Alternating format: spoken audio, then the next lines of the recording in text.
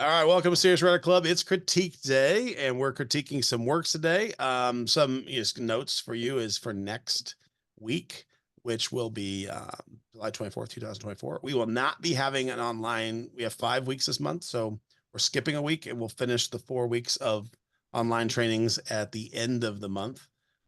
Basically, I have a vacation, and Bethany has a graduation of her son from his military academy. So Yay. that's a very exciting thing. So we're just going to skip next week and we'll just pick up on the 5th week, which normally we would skip the 5th week or do something different. So that works out. So that's just housekeeping. And then we're going to jump right into critiques because we tend to go long on these. And so we're just going to jump in. You guys had the opportunity to submit some writing to us for us to critique and give you our advice as writers and agents. And so that's what we're going to do. Let me grab the first one and we'll share screen here. I don't know which one I have up, but I have one up. All right. Well, I don't have any up right now. Let's see. Where'd it go? All right, here we go. I forgot to open it in Google Docs. Give me 1 second. It won't let me share the preview screen. There we go. That's okay. And I've got news about a picture book house acquisition will merge later. So that'll be some final news. All right. So here are some pitch ideas. These are for the ages are on them. So we'll go through each one and critique the pitch. Who Looks at You? Creative nonfiction, 32-page picture book, ages 3 to 7. Who can resist a pair of big eyes surrounded by fur, feathers, or scales? Meet an eye-popping cast of lesser-known big-eyed species from around the world. What big eyes they have. I like that as a title. Maybe that's already a title, but I like that as the title. But why? From nocturnal hunters to underwater marvels, each page reveals fascinating facts that will keep readers wide-eyed and eager for more. Discover the secrets behind those mesmerizing gazes and why these animals' big eyes are essential for their survival. You won't want to blink until you've reached the last page. I like that. I like that. I mean, I love books like this. It definitely fits more kind of educational in the space. Which is not necessarily the trade space, but it's more of an educational space. But there's a lot of educational publishers out there. I like that. I would say the only thing, the thing in common is the big eyes, right? So that's the thing in common, which normally something like this might be more broken up by what kingdom? No, not kingdom. I don't say kingdom. What I don't know, family these animals are all in, but the connecting piece is the big eyes, so which allows you to use animals with fur, feathers, and scales. So yeah, I like the pitch. So I think I understand what this book is. I understand what it is not. I can think of the animals I'm thinking right now that are in it. So exciting.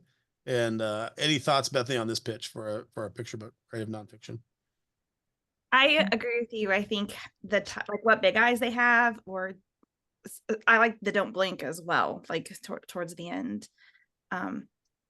Just like minor things. I think big eyed is capitalized in here. So I think I would probably not have that capitalized where it says big eyed species. And I might put a hyphen between the two. I think it needs a hyphen, but I'm not sure. I agree. It's very concise. And one thing I've noticed that some editors, a couple of picture book editors that I've worked with, one has acquired a project and one just helped on the editing side. Both of them, when it came to the books, were really thinking about expanding the book onto the front and back cover, like not the cover page, but sort of like those end flaps. And so that's something now that is always getting exciting to me when somebody does for picture books is like, yes, this is the last page, but is there something surprising or something fun that kind of happens kind of towards the end? And I think the blink thing might be something like super fun. Maybe there's a way, do they blink? I mean, you could have that maybe as some layered text or I don't know. I thought the blinking thing was really cool along with the big-eyed species. So I thought there's something there. That could be a really fun like scavenger hunt to the book. Which at the end, which animals did you recognize don't blink in them? Yeah, that could be in the text, so they could have to go back and figure out which ones don't blink. Cute. Could be fun. I mean, as a pitch, I like the pitch. I mean, a pitch's job is to make you understand what the book is about. Right. There's a lot here that you would have to still flesh out in the full pitch, but in just that short, couple paragraphs, I think I'm clear what the project is. I mean, the name doesn't really matter because the publisher will change the name if they don't like it. I would probably say in this one, have a couple alternative titles, which are actually, I think, I in do. the potentially in the paragraphs, what big eyes they have. I looked on Amazon. There's no what big eyes they have. What big eyes you have, Grandma? What big eyes you have is a book that I've seen before, which is a Red Riding Hood. But what big eyes they have is not a book, so it could be an alternative title. Oh, this could even be a series. If you go with the big eyes thing, you could think of other animals that maybe have like long tails, or you could even big paws. I don't know. Like you could maybe even stretch this out into a series that focuses on different characteristics of lesser known animals. Yeah, I'm thinking that probably has been thought already on this for this author, but yeah, but yeah, I would say big eyes, big tails. And that maybe there's a series Ears, on yeah. what big eyes you have, what big ears you have, what big tails you have. Maybe have the connecting piece to go for a series, because like this kind of thing, if it does well, will be a series for sure. Yeah. Cool. Let's move to the next one. Dance the Weather. Creative nonfiction, 14-page board book, ages 1-4. Twirl like a tornado, float like a cloud, leap like a lightning bolt. Dance the Weather encourages children to explore their bodies and imaginations as they mimic the weather's many moods. Perfect for reading aloud and interactive fun. Let the weather inspire dance party begin. I like the pitch. I get it. For something like this, because it's so short and it's abstract, I might add a stanza. I might add a sample on this. Give me a page, give me a sample. What does it mean what is twirl like a tornado? I mean, I get twirl like a tornado, but what's like leap like a lightning bolt? Lightning bolts come down the up. So how does that connect? What does that look like? And maybe if there's a page or a sample spread that was in, you get a bigger idea of what that would look like. Twirl like a tornado is kind of easy. Like that's an easy one. I get that one. So, but this is a short one, so I think you can add a little bit more here to try to make sure that I think the paragraph is fine. I would just add something more to make it make full sense. Because you got tornado, cloud, lightning bolt. That's 3 out of 6 spreads. So what are those going to look like? How that's going to connect? Any extra thoughts, Bethany? I actually wanted to say that in the general market, for sure, board books are so hot right now. Many editors I know are looking for them. I like this a lot. I would even like to see if this had like a picture book. I would like to also see this in picture book if I was looking at this as a query, because I can already see the illustrations like for a longer one. And I also, the editor that has acquired the book that I'm not allowed to talk about publicly yet because it hasn't been announced, she was saying that the book that she loves so much, the second book for this author, is super interactive, to where the kids are sort of interacting with the book. And that's exactly what this is. The kids can be dancing, or, no matter what, especially if it's rainy day, this is a great picture book for them because they have to stay inside. So I really like this. Yeah. I don't know that, to me, Dance the Weather is not the strongest title on this one. I Twirl Like a Tornado seems to be a stronger title. I liked Dance the Weather. You like Dance the Weather? I really do. I think it's so pretty and poignant. That might be because different perspectives. Different. I didn't dance. I mean, to me, Dance the Weather is not as powerful as like Twirl Like a Tornado, but like, yeah, that might be since I'm not going to be similar to a lot of the editors in the way I think as a football player and not a dancer, I would say go with that. But I'm looking up. I'm already looking up the words that are weather related to see if there was like a different one you could alliterate with it. And you don't really have any good options. I like Dance the Weather. Dance like a dust devil. That would be about it. So I guess stick with Dance the Weather. We've got a poll going in the comments. It looks like you have multiple options here. Twirl Like a Tornado is winning over in our comment chat. Yeah, I like Twirl Like a Tornado. I mean, I think Twirl Like a Tornado doesn't really give me it doesn't give the vibe of dance though as much. So like, yeah, again, alternative titles is probably a good thing. Like just though this book could be titled Pearl Echo Tornado, you know. Yeah. I'm Someone said guessing there's probably a tumbleweed book somewhere. That to me sounds like it would be already out there. Amy said she sees fun tutus. I can totally see that. I can see tutus. I can see scarves, like all kinds of, I can see all kinds of fun things. I think that's a really cool pitch. Yeah. Next, the Humble T-shirt, nonfiction, 32-page picture book, ages 5 to 9. Which T-shirt will you wear today? Learn about the T-shirt's origins, its rise in popularity, and how it traced history and culture as they conveyed powerful messages, supported causes, and showcased individual style. Meet Teddy, a with Sneeze, sidekick who provides a humorous comment on the facts.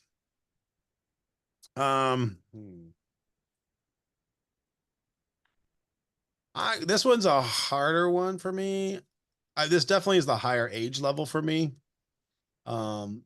This feels like it's more of an elementary style book, which I think is why it says up to 9. Which is going to be longer.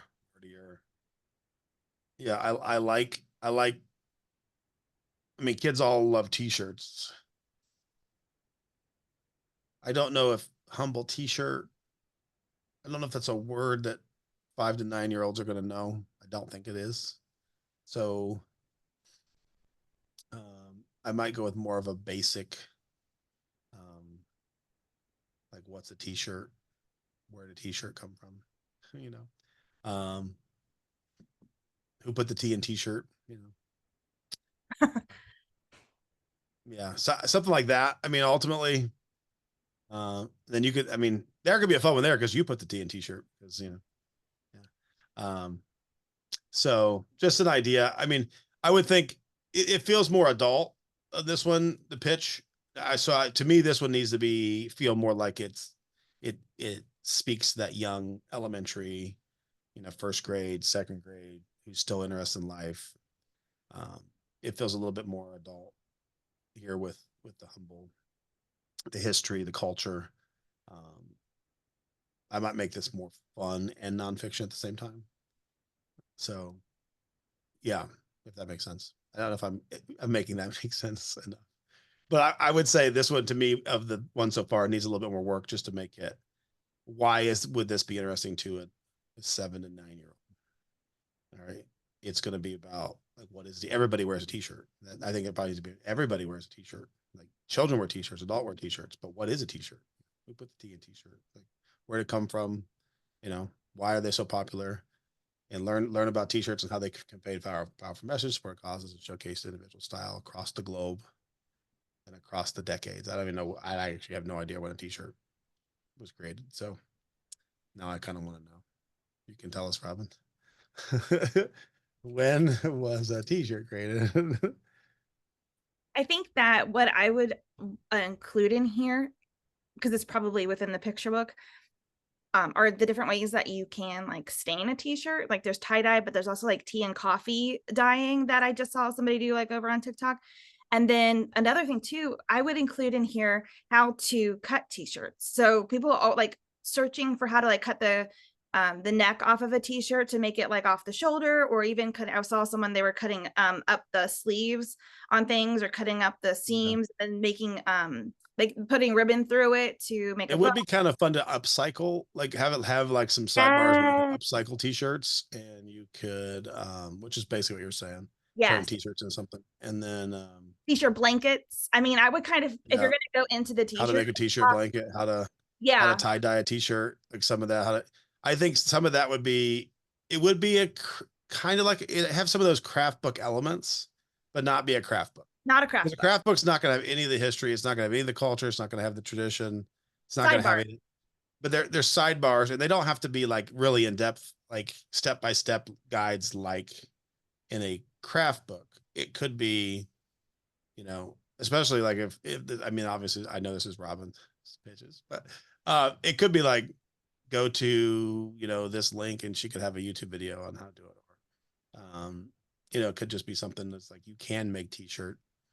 You could make, if you could keep it tight and concise, You know, you could put some steps in very quickly and it'd just be a sidebar on a page, but it would add a lot of extra content to something in a 32-page picture book. If you could have like a quarter page um, or a half page on a spread that's just a sidebar of how to tie dye a t-shirt, how to, you know, like, because like it's just going to make it more readable, more usable. And two, like with this, you talked about the culture, powerful messages, individual style. I'm 98% sure that this, what I'm about to say is right. But with the Spice Girls, when the one Spice Girl came out in the British flag dress, I think that was actually a t-shirt. And in the behind the scenes, it was like they had just seconds to get ready. And so she quickly transformed it into a dress. Well, it became iconic for her. Like, I think it was a t-shirt that she created that with. I mean, so if you're looking for like, I know that's kind of old for kids today, but I bet there's other, things too, where t-shirts have kind of become this iconic situation just randomly. So I don't know. I think there's a lot. At first I was like, I don't know about this one, but like the more we're talking about it, I Yeah, think there's a lot you could put into it. really cool things that you could do with this. Yeah. I realized in late 19th century invention of the t-shirt. Did not know it was because of the Spanish American War. So I just learned something today. Next, Endangered Animals A to Z, nonfiction, 32 pages, ages 4 to 9. Each page features a different species. The primary threat to its survival is simple and actionable ways to make a difference to help protect our plants, precious creatures. Let's go on inspiring adventure to save animals one layer at a time. Yeah, I've seen a lot of these books. These get published, so there's a marketplace for these. They kind of they're in and out of vogue, and there's a limited amount of publishers that will do stuff like this. A lot of the books that I've seen, those animals don't exist anymore because they were endangered to the point that they don't exist. So I would say the pitch in this just needs to be really strong to have its unique space in the endangered animal. Okay.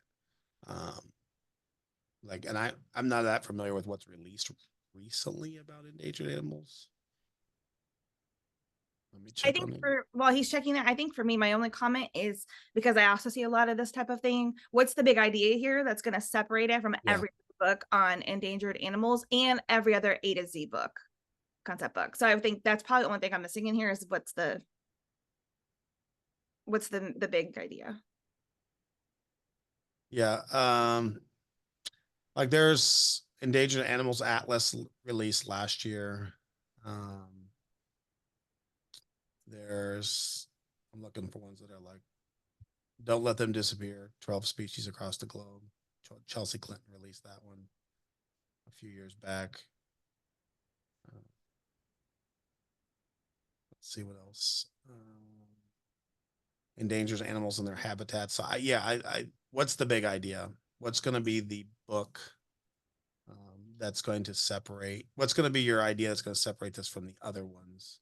There's some endangered animal coloring books, lost animals. Maybe it's finding a time. In endangered animals of the 21st century. Maybe give it a. I follow a couple guys. I almost represented the one guy's book. We were close. He ended up going with somebody else, and he's done pretty well since. So it's kind of like, oh well. But he's a guy that goes and finds these lost endangered animals all over the globe, and so there's a market for this. Part of why his gets sold is because he has a big platform. He's got an endangered animal. Is the author, is it Haley and John Rocco that you're referring to? No, this is a single guy that travels. Oh, okay. So I'm looking on Publishers Marketplace for deals in the nonfiction picture book space with endangered animals. So if you're looking for comps, it's called Wild Places. And it's a picture book, nonfiction picture book. It looks like it's a little bit of a biography by from people, but the pitch is introducing young readers to lesser known endangered animals from the perspective of the animals themselves. And that went to auction in a 5-book deal. So spring 24 and summer 24. That deal was back in 2022, but they were releasing this year, it looks like. And then the other one, the most recent one, just a very recent deal in June, same author. And it's called Hello, I'm a Toucan, and Hello, I'm a Loris. And it's books 5 and 6 in the Meet the Wild Things series. introducing young readers to lesser known endangered animals. Same pitch. So that's another one. Putnam Children's is the one that is releasing that. So those might be a couple people to follow or look at their books. Yep. Well, good. We're running out of time for all the ones we got. So let's keep going. Cuddly Critters, Family Care for Babies, nonfiction, 32 page, ages 2 to 5. From the wild savannah to cozy living rooms, the bond between parents and the young is universal. Cuddly Critters explores different animal groups and how they protect their offspring, guided by questions from Oliver Otter on each page. Children will recognize their family style of caring. Yeah, I mean, this kind of could hopefully fit a cuddle style book. I think it's cute. I mean, I like stuff like this. Any thoughts, Bethany? Oh, I think cuddle books are always going to be a thing. I think it's cute. No, I don't have any. I'm responding to Sandra. Sorry. I think this pitch is a good pitch. Yeah. I mean, I know what it is, so I might give an example in here of an animal and like maybe say like because the other ones have examples, but this one doesn't have any examples. Like, maybe I don't know what your examples are, but like maybe like a something, cuddles something, cuddly critters explore, just I would put maybe an example of what animals you're kind of talking about. Give them more of a feel, or compare two different animals like a lamb or a sheep. Comforts his lamb, or a lion comforts his cub. Like cuddly critters, or just give it some context of what kind of animals you're gonna do. When God Colors Spring, nonfiction Christian board book, 14 pages, ages birth to 4. Nature and color concepts books lack a connection to the creator of all. God, red birds, brown mud, green frogs, pink worms. Every season, God reveals new colors in nature. This multi-engaging board book objects appear under collar flaps for each page on each page. Series fall, winter, and spring. I like concept books. We haven't been able to get them. We've pitched a bunch. Concept books are a hard sell because they can just do them in house. And so generally every time I've pitched a concept book the last few years, they're just like, well, we could just do this in house and not pay anyone. So, I like the idea. For me pitching it would have to be, you'd have to have somebody who wants to see a concept book. And then I think it'd have to be such a unique concept book that it would be like, wow, I've never seen anything like this. Is a good idea. Let's do it. And if it's just like other concept books, I think they just steal the ideas and do it themselves. That's kind of my feeling is they just take ideas they've seen and they just create one in house and do it. Because I don't see a lot of concept books coming out with anybody's names on them, which generally means they're being done in house by the team. So thank you for all that feedback. That was fantastic. No problem. Sorry, we kind of drugged it out there. So, all right, Bethany, I'm gonna stop share real quick and look for another. We have 2 more picture books, this is definitely picture book critique week, which is super fun. That it's all in the same genre. Yeah, picture books. That's cool. All right, Joanna. Let's see. This is an email, so I will share this. Give me 1 second.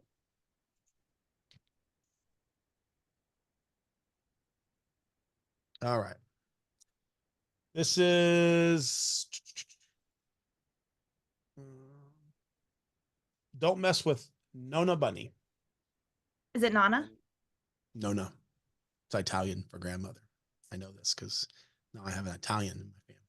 You're right. I was just watching the there's a cooking show where they're all in Italy, Chow House, which is fantastic. Yep. The Nonas.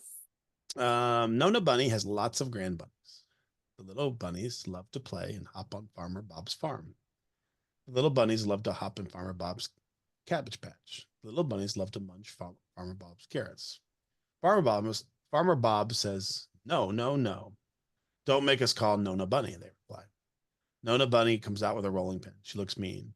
Farmer Bob looks worried. Munch, munch, munch. Hop, hop, hop.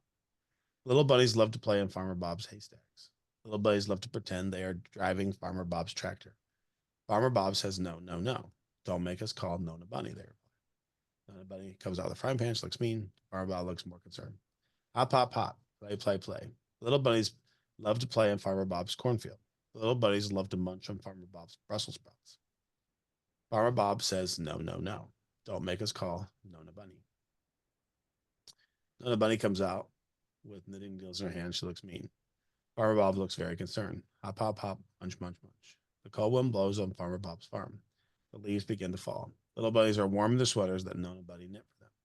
Farmer Bob is cold and grumpy. The little bunnies love to play in the falling leaves. Little bunnies love to play in Farmer Bob's pumpkin patch. Farmer Bob says, no, no, no. Don't make us call Nona Bunny. There.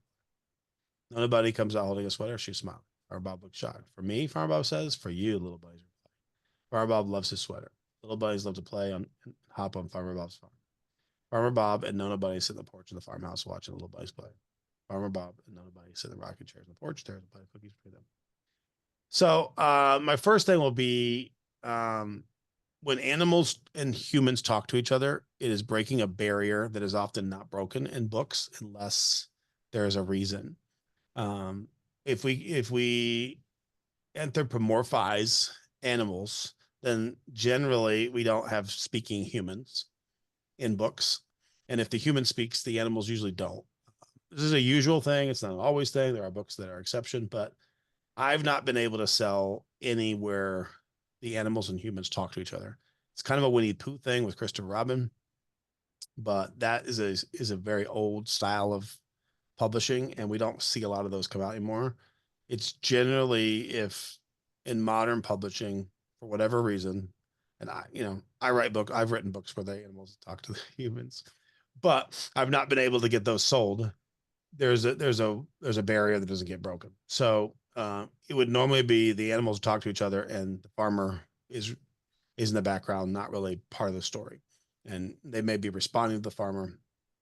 So I think that's going to be a hurdle for this, is a thing, at least been in the last 7 years. That's been a thing in publishing that you just don't see that happen. So that's kind of the barrier. So that would mean the interaction between Nona and the farmer, which is a key part of this story, is going to make it difficult for any publishers who share that breakdown. Like, I've had publishers tell me they can't do books where the animals speak, and they can't do books where animals and humans talk to each other. It's either one or the other, or and so that's, I don't send a lot of these out because I have not gotten any of them through. So it's kind of like, if you want the animals to talk, have them talk to each other. The story would just need to be about Nona Bunny. And really, that's kind of the goal of this story, is about Nona Bunny. It's more about the farmer than it is about Nona Bunny. So I would make it about Nona Bunny and keep it to Nona Bunny and the Grand Bunnies and have the relationship be about them. And the farmer is in the background of the story, not necessarily saying, speaking to the bunny. So I would have, instead of the farmer says, no, no, no, because they reply, don't make us call Nona Bunny. So they're talking to the farmer. And so I think there's an issue, I think, there for some publishers. Now, not everyone. Like, Bethany, you have any thoughts on that? Yeah, like I think when it comes to like grandparent books, I think they're so special, but a lot of times the ones that I've seen on the shelves, it's the grandchildren that are carrying the story about the grandparent. And so in here, I think I would have liked to seen the bunnies be more active. I mean, because we're hearing about what they do, but and then they they say, don't let's call Nona Bunny. But I think there's a missed opportunity here, because Nona is the Italian word for grandmother, but then we have Farmer Bob, and so I feel like there's we need to be like Farmer Italian Giacomo or something. Yeah, like I was hoping to see some more like Italian kind of things. That's where I thought it was headed, which is super fun actually. But I love in the beginning of that, which we didn't read out loud, that you were really looking at the Barnes and Noble versus Target commercial fiction. And I love that you did this and tried this. I love repeater lines, and bunnies are so much fun. So I think you did a really, really a good job. Thank you for letting us look at this. I mean, I like the Nona. I mean, I get it. I like the problem with Nona is, though, it is not a popular name for a grandma as popular as people think. And it goes to sales market. How many Nonas are out there? Grandma Bunny would have a lot more sales potential than Nona. And this is, I've tried to sell Gigi books. I've tried to sell Nona books. I've tried to, the moment you start calling a grandma different and then grandma, it limits that market significantly to the very small portion of people that are called that in that group of people. So if you don't have a Nona, you're not going to buy this book. And so that limits it. Um, so that's kind of what percentage of Italian families there's. I mean, there's a lot in America. So you could argue the market's big, but I like what Robin says in the chat. Could the farmer be a rabbit or a sheepdog? I think it could be a sheepdog. It's an animal. And I don't know if it needs to be a farmer for me. I mean, I've been to Italy now 4 times. I've never once thought of anyone Italian being a farmer. So they're shepherds. So that's the main experience I have. They're shepherds or they're vineyard keepers. But I'd never, even the ones that are olive farmers, I guess you could do olive farmers, but it's a different type of farm. And Nona sounds like an Italian thing to me. So it just sounds like the story, if they're in the Cabbage Patch and the carrots, those don't necessarily resonate with Italian. So other than being Nona, that was the only thing that makes me feel like there's a connection to like this Italian background. I would just don't mess with Grandma Bunny. Would be a bigger market because it doesn't sound as much like yeah. And could the dog be named Farmer? Yeah, I mean, potentially. There is something too, like anytime I hear of bunnies and farmers, I immediately go to Peter Rabbit. So it's such a classic. So it would need to be able to set apart, be set apart from that. Yeah. I agree. Yeah, this kind of has that Peter Rabbit feel. And so maybe differentiate that. Don't make it Peter Rabbit. Yeah, I mean the lines are Peter.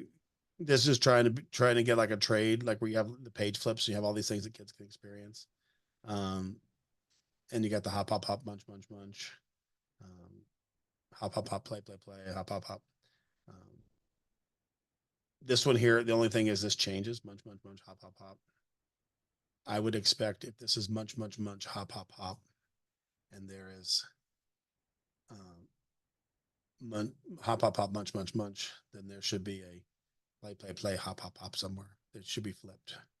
If it's keeping a standard repetition scheme throughout it, then whenever something is flipped, you should expect a similar thing to be flipped as well. So there should be a play, play, play, flip, and I think of like, don't, what's the one with the monkeys on the head book? Who Stole My Hat, where the monkeys are in the tree and they steal the hats. It's a kind of classic children's book. The monkeys imitate the human. So, and they imitate the human, but they're still monkeys.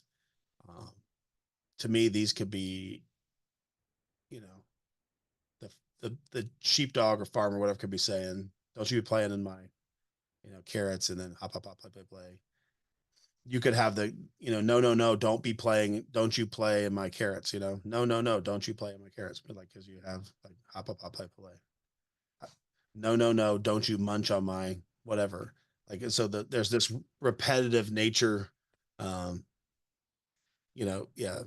there's this repetitive nature to what is the response from the farmer character. So is that making sense, Bethany?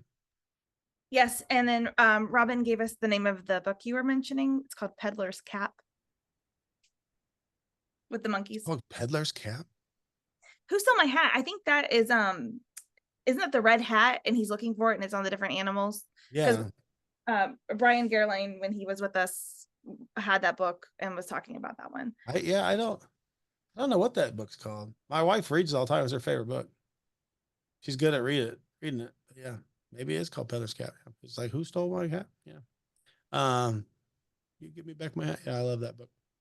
I don't know the name of it. I just know the book. So, all right. So I think this is, I think for me, there's some work that needs done in this. I like where it's going, but I think that there's some intentionality between the flip of these things, the response for the farmer.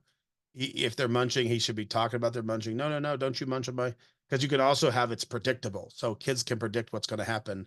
Uh-oh, hop, hop, hop, play, play, play. No, no, no, don't you play on my, you know, hop, hop, hop, munch, munch. No, hop, no, no, no, don't you munch on my. I think it gives it this repetitive nature that kids can anticipate what's coming, and they can anticipate the scenes, and there's an expectation there. So I think my last thought is that I would want to see the bunnies being much more naughty, because one thing you want in the picture books is, especially for commercial fiction like this, is the rereadability and what makes the kid come back and want to read it again. Like what's going to happen to where they're anticipating that really big payoff for them.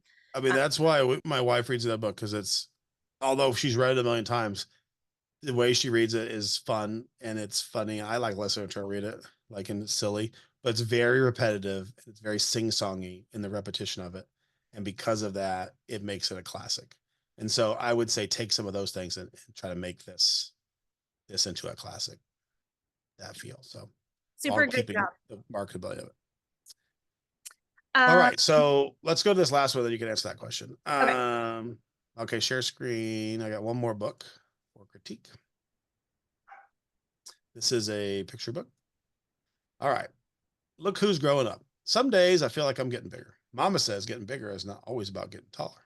When I come down the stairs dressed and ready for the day, Mama looks at my style and says, "Oh my, look who's growing up." Just like a zebra, you have unique patterns. I can dress unique too. I like that. At breakfast, I eat bananas and throw away the peels. Mama says, Mama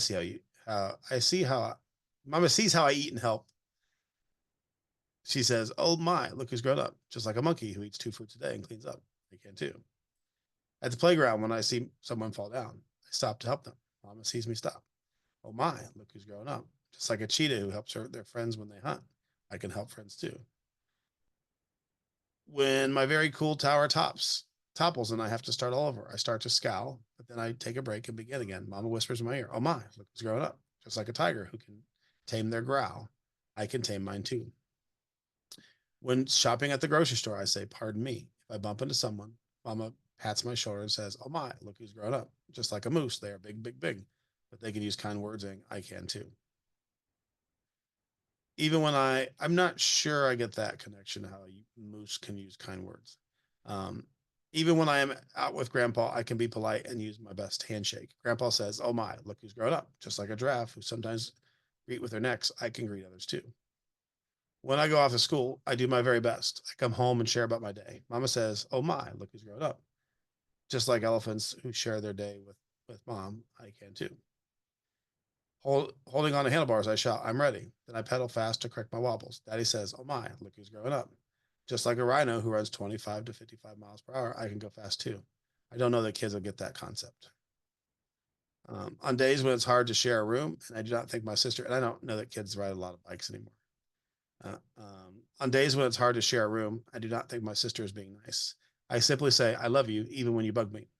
Mama says, "Oh my, look who's growing up." Just like a kangaroo who can get along, I can get along too. Again, that's an abstract concept there.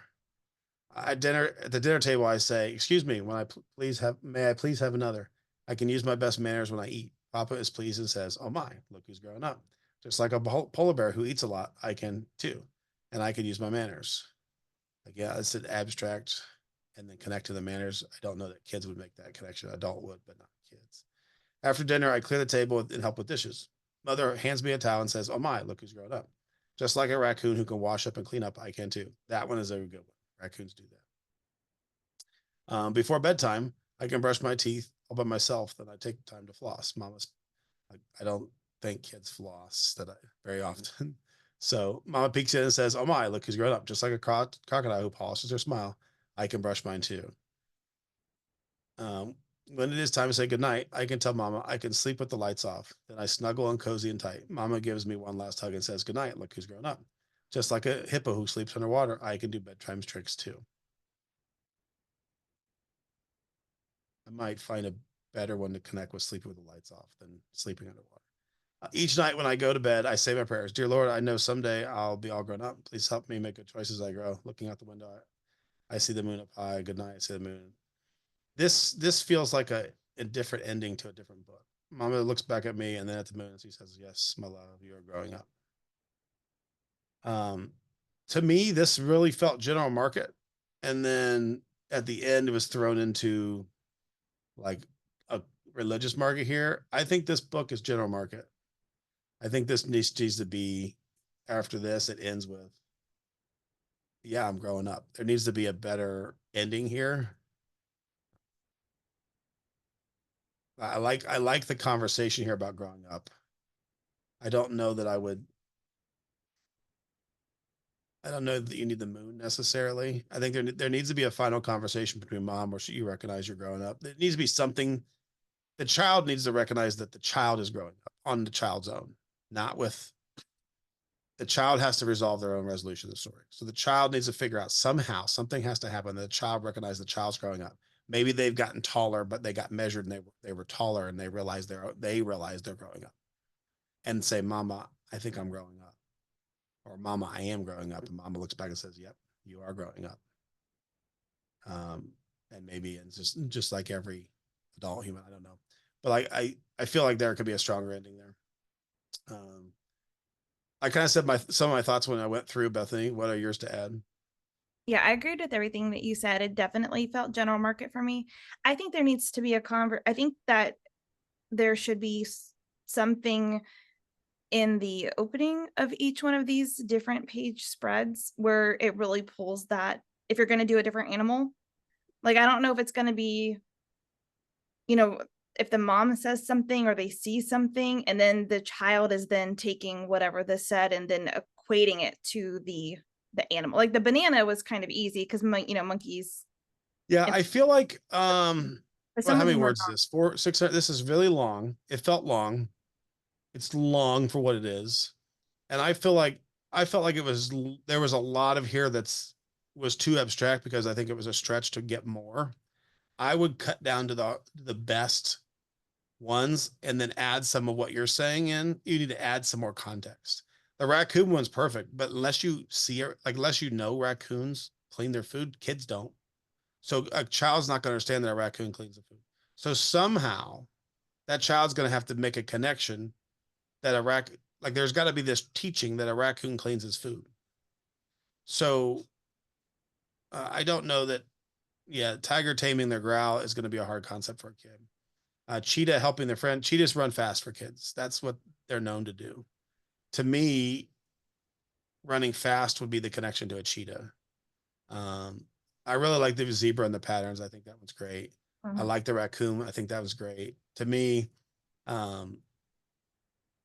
kids don't know how giraffes greet with their necks, so that there's missing this context here, which the illustrator is going to make the giraffes. It could be an illustrated note giraffes, wrap their necks around each other, but that's still expecting a child who's young to pick that up from an illustration. I think it's still too abstract for that. There has to be some more, just like when giraffes wrap their necks around each other to say hello. I can greet others. I can say hello too. Except I think I wanted to step in on this one because it's a handshake, and then we have going from handshake to neck touching, which is not the same. So I think the key, it could be just like when giraffes wrap their necks around each other to greet each other. I can greet others too. So, and I don't know that I would say, yeah. I don't know. Yeah.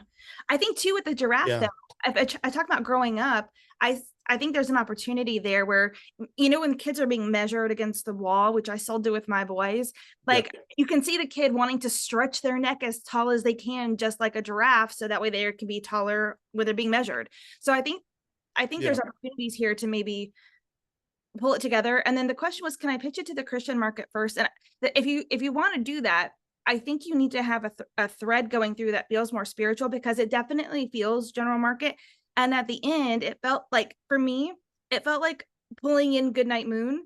And then it felt like, okay, we've added something biblical so that it can go Christian market. It didn't feel like a Christian market book. Yeah. I mean, if you want this to be a Christian book, you would need to have a praying mantis in there earlier in it to make it feel like that. And, you could talk, but then you'd have to explain what a praying mantis is. And so there's context that would need to come in to give clues. I don't think, I mean, I've sold books in both markets. I don't think this feels like a Christian book. I don't even know who would publish this style book right now in the Christian market, with just the add-on at the end. I mean, it's just not, these are not popular style books that are coming out in that market. They're very specific to what they're doing, and they're very religious books coming out for the most part in the religious market right now. They were publishing stuff like this 5, 6 years ago, but it didn't sell well, and they just kind of, a lot of them got out of it, and the publishers who do it or were general market publishers anywhere, and they just kept that with their general market imprint. So I'm not seeing a lot of this come out like this right now. And so I think it would need to have more of a religious thread running through it, like you said. Can there be nonfiction sidebars? No, I mean, this is a picture book. There shouldn't be sidebars in this style book. This book should just be, I mean, I like this. So I don't want to sound like, and this is Amy's book. Amy, I think what you've got here is good. Like there are some really good pieces in here. Like I mean, I said that at the beginning with the zebra thing. Like I like that. I think the problem is you might have stretched a little too far to get too many of these in. And I think if you just cut it down and focus on the ones that you got and you nailed, I think you're going to have a stronger book. It's going to fit more. This needs to be under 500 words. So you've got to drop 150 words nonetheless.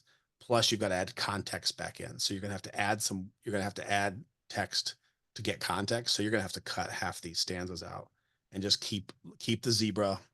The moose is too abstract. I mean, the moose has antlers. It's big. I think you'd have to have something with the need for something about a moose. I like the draft. This could be about height. It also could be about greeting, but I think you got to change how you're connecting that to the greeting, and you have to give more context about how kids can understand that they wrap their necks around each other and greet. And then the picture will also show that. So it'll make that connection. The cheetah's good because kids run fast. Yeah, but cheetah's not what this is helping friends hunt. No. So like, to me, that's still very abstract. You don't need to go through the whole day. I've actually heard editors say that they're not looking for books where the child is going through a morning to an evening routine. Yeah. And so that might help you eliminate some words if you don't feel like you have to stick with that. I think we're looking at a book where a kid is yeah. Tending. It's a book about growing up. Take the day out, get rid of the whole day. Mm-hmm. It doesn't need to be things of the day. It's just the kid is growing up, and the kid is recognizing by the end of the book that the kid is growing up. Something happens and the kid says, "Mom, I'm growing up." And there's something that makes that realization. And so mom says, "You are growing." And the whole book is these things where mom's been telling me, like, I'm growing up, but now I know I'm growing up because I'm taller. Right. Mm-hmm. I think that's an easy one. That might be a low hanging fruit. That might be a better way to come at that. But maybe the child doesn't have to reach for something that they used to have to reach for. I used to have to reach for this, but now I don't. Mom, I'm growing up, And so I think there's a really cute idea here. And growing up, books about growing up are always needed because kids are always growing up. It's never a changing thing. So, but like sleeping underwater, I don't want any way to make a kid think they can sleep underwater. That's a liability issue. That felt more like a bathtub one because they do things in the water. But again, I think you got to get the day out. I also, one thing, and I see your question, but before I go there, I think there's Papa, there's Mama, there's Mother. There was another reference to like a parental figure. I think I would just pick one. Like I would just pick one conversation from a person, an adult with the child. I don't know that I would go back and forth. And if it's the mom, I would have just Mama or Mother or whatever you're choosing there. Yeah. The question is praying mantis eats heads. Yeah, kids don't know that. Praying mantis has his hands together. That's why it looks like it's praying. A praying mantis looks like it's praying. It prays with its hands closed. I can pray with my hands closed too. I mean, it's a stretch, right? It's just we were just kind of using that example. If this is a Christian book, it needs to be definitely changed to feel that all the way more through it and all the way through it. It needs to feel like it's a religious book that they would put out, and there has to be some intent and purpose behind it. They're not just going to put out a cute story. Like there is no book coming out right now in the religious market that's not intentional, because they did that. It didn't work. They tried to keep up with the trend that was happening 5 years ago, and they lost a bunch of money. So now they're storybooks, parables, they're that kind of stuff. Now they've gone back to what they were doing 10 years ago. They rode that trend until it died. So I think it is too at the end it becomes too religious to be general, and then I think the content is too general to be really religious at the moment. So I think, just from my perspective, and I work with all these publishers, so I think it's a fair perspective, but I really like the bones that's here, and I think our Marga book, there is a place for stuff like this. If you can hit the growing up right, there is a place for books like this in the market, and that's the kind of book that it feels like to me. If it's growing up in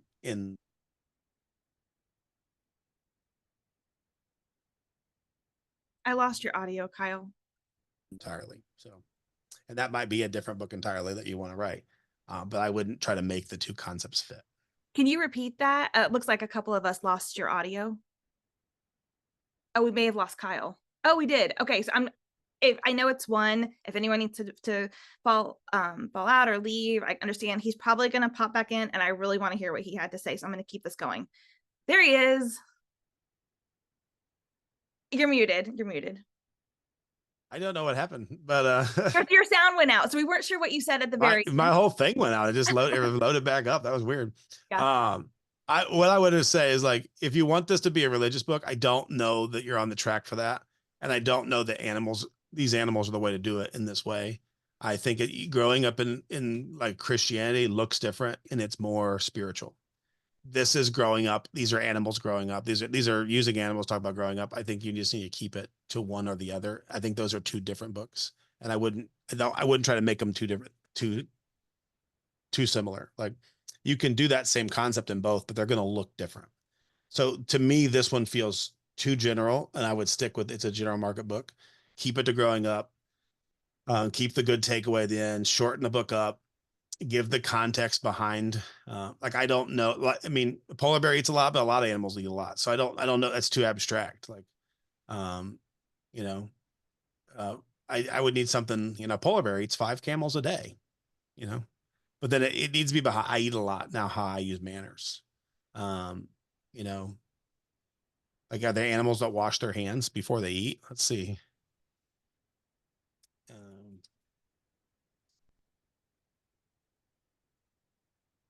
Maybe there is. So, Amy said, can I write general market and Christian? You can have yeah, two, you can. but they have to be very different books. There's I know we keep saying feel, which sounds very subjective, but this one definitely feels general market. And the other one, like Kyle was saying, would need to feel more Christian market. Raccoons don't wash their hands before they wash their food. So before they eat it. But so that could be just you've got I don't think there's any animal that washes their hands before they eat. Tried. But I would find those connections, and then find the interesting animal facts, and then make your stanzas fit the facts, like, and say, oh, that works for growing up. And it feels like there's these things about growing up, and the animals are kind of just stuck in to fit that. Whereas I would find the things you can already pull out, the animals already do that. Oh, that's a perfect analogy for growing up, and then make those analogies be your things. Because the giraffe one's a good one. The raccoon one you can use in a couple different ways. The kangaroo one, kangaroos bounce was what kids know. They hop. So, like, I don't think people would associate kangaroos with getting along. And so I don't know, and getting along is so abstract. I think that's hard. There's got to be other animals that are friendlier. Dogs are friendly, so if there's a friendly dog, so I think you got to get it. You got to hit the nail more on the head. Yeah. Hit the nail more on the head. 2 in a pouch, with kangaroos. Let's see.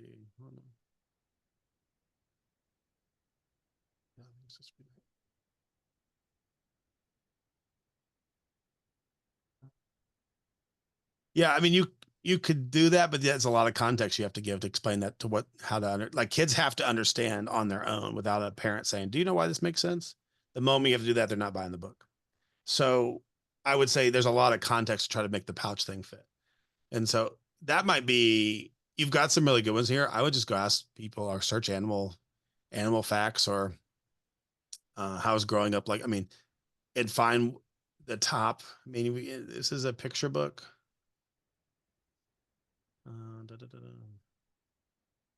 Let's kind of look at this.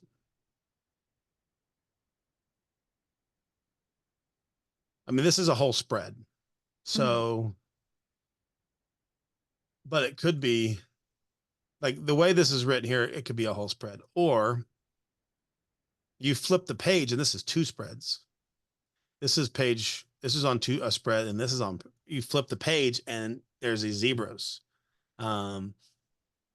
You have to figure out like, what is this going to look like? And this might need to be storyboarded if it hasn't been yet. Storyboard it, and where does this all fit? When I come down the stairs dressed and ready for the day, Mama looks at my style and says, "Lo my, look who's growing up." And then page flip. And the next spread is the zebra and patterns. That's connected to, like, when she's coming down the stairs wearing a black and white striped shirt or whatever dress. And then, oh my, look who's growing up. You flip the page and this big old spread of these zebras. Just like zebras that have unique patterns. I can dress too. And you'd have the little girl on the page in her dress, and you have zebras. And then flip the page to the next spread. So this would be two spreads, one spread. And then to me, this is one spread. But this could also be a spread, and a spread. So this could be, oh my, look who's growing up, would be like a whole spread. Like you flip the page, oh my, look who's growing up. I think that would be that'd be hard to illustrate that every time you do that. So to me, this is a spread and this is a full spread. So once you do that, this becomes, of your 15 spreads that you have in the book, you're going to have less than 7 of these.